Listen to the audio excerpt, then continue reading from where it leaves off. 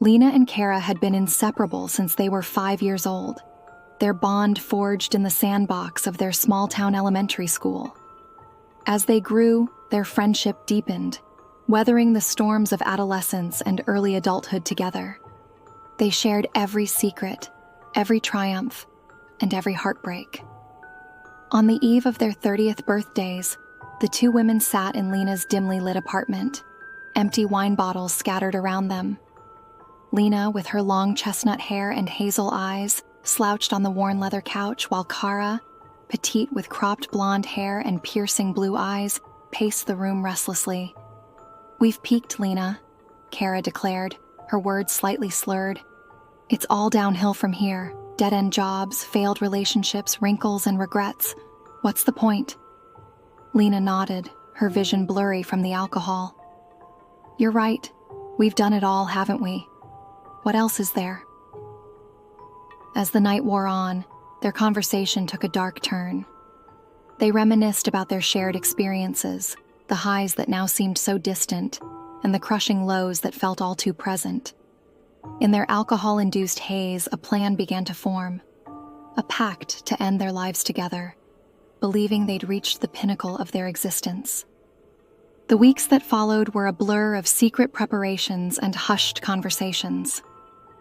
They chose a date, the night of their 30th birthday, and a method that seemed almost poetic in its finality.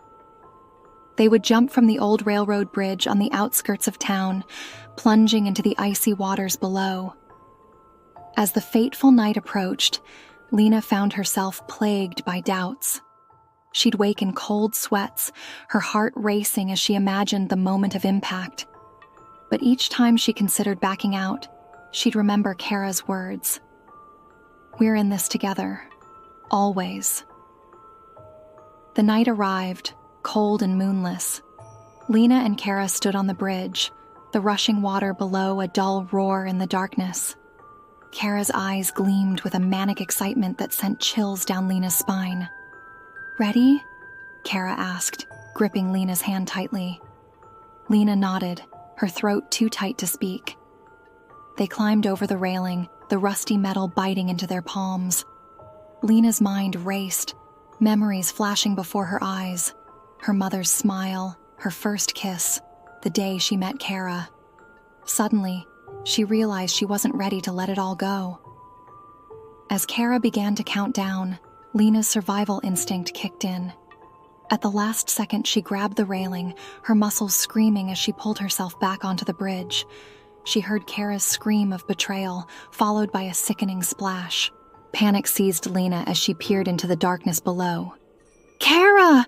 she screamed, her voice hoarse and desperate. There was no response, only the relentless sound of the rushing water. Hours later, as dawn broke, search and rescue teams scoured the river. Lena, wrapped in a shock blanket, watched with hollow eyes as they pulled Cara's body from the water. Her friend's once vibrant face was now pale and bloated, her blue eyes staring lifelessly at the sky. The days that followed were a blur of police interviews, funeral arrangements, and crushing guilt. Lena couldn't shake the image of Cara's betrayed expression in those final moments. She attended the funeral in a daze, barely registering the accusatory glares from Cara's family. Weeks passed, and Lena tried to piece her life back together. She returned to work, went through the motions of daily life, but the weight of her decision haunted her every moment. She'd wake in the middle of the night, gasping for air, convinced she could hear Cara's voice whispering, "You promised." Then, on a rainy Tuesday evening, everything changed. Lena returned home to find her apartment door slightly ajar. Heart pounding, she pushed it open, fumbling for the light switch. As the room illuminated, she froze in horror. Sitting on her couch, soaking wet and deathly pale, was Cara. "Hello, Lena," Cara said, her voice raspy and cold. "Did you miss me?" Lena stumbled backward, her mind reeling. This couldn't be real. She'd seen Cara's body, attended her funeral, yet here she was, looking like a waterlogged corpse brought to life. "You're not real," Lena whispered, her voice trembling. Cara stood, water dripping from her clothes and forming a puddle on the floor. "Oh, I'm very real, Lena, and I'm here to remind you of our pact." What followed was a nightmarish game of cat and mouse. Cara, having survived her plunge into the river, had spent weeks recovering in secret, her mind warped by the betrayal and her near-death experience. Now she was determined to force Lena to honor their agreement. Lena's life became a living hell. She'd wake to find dead fish in her bed, their glassy eyes reminiscent of Cara's lifeless stare. Her work computer would be filled with images of drowning victims, their bloated faces morphing into Cara's. She'd receive calls in the middle of the night, the only sound on the other end the rush of water. Cara's methods grew increasingly violent. One night, Lena woke gasping for air, her lungs burning. She found her bathtub overflowing, the apartment flooding as Cara tried to recreate her own near-drowning experience for her friend. Lena's mental state deteriorated rapidly. She lost weight, dark circles forming under her once bright eyes. She jumped at every shadow, flinched at every unexpected sound. The life she had fought so hard to keep was slipping away, consumed by fear and guilt. As Cara's tactics escalated, Lena found herself fighting back with a ferocity she didn't know she possessed. She installed security systems, changed her routines, and even considered leaving town. But Cara was always one step ahead, her obsession driving her to unthinkable lengths. The final confrontation came on a stormy night, exactly 1 year after their failed suicide pact. Lena returned home to find her apartment in darkness. As she fumbled for the light switch, a familiar voice came from the shadows. "Happy birthday, Lena," Cara said, stepping into view. In her hand, she held a gun. Lena's heart raced as she assessed her options. She could see the madness in Cara's eyes, the result of a year spent consumed by betrayal and obsession. "Cara, please," Lena begged. "We don't have to do this. We can get help." Cara laughed, a hollow, chilling sound. "Help? It's too late for that. You made a promise, Lena. It's time to keep it." As Cara raised the gun, time seemed to slow. Lena saw flashes of their shared past, childhood laughter, teenage secrets, the night they made their fateful pact. She realized that somewhere along the way, their friendship had twisted into something dark and toxic. In that moment, Lena made a decision. She wouldn't be a victim anymore. With a surge of adrenaline, she lunged at Cara, grappling for the gun. They struggled, their screams mixing with the sound of the storm outside. The gun went off, the sound deafening in the small apartment.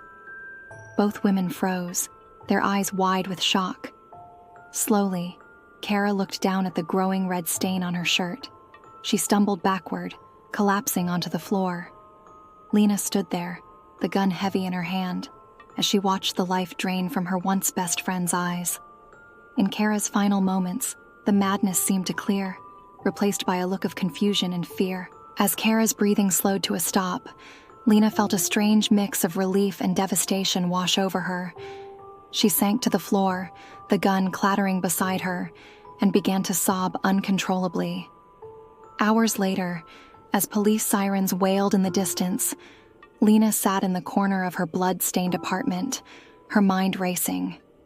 The events of the past year played on repeat in her head: the pact, the betrayal, the torment, and now, this final, irreversible act.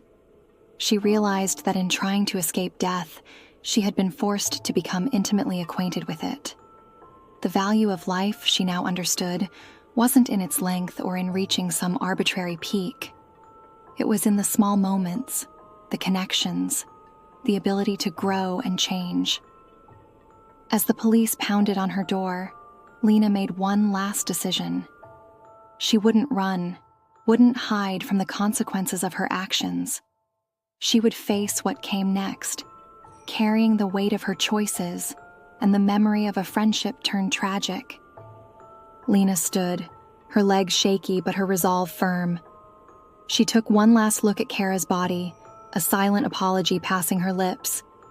Then she turned and walked to the door, ready to embrace whatever life had in store for her next, be it freedom or punishment, redemption or condemnation.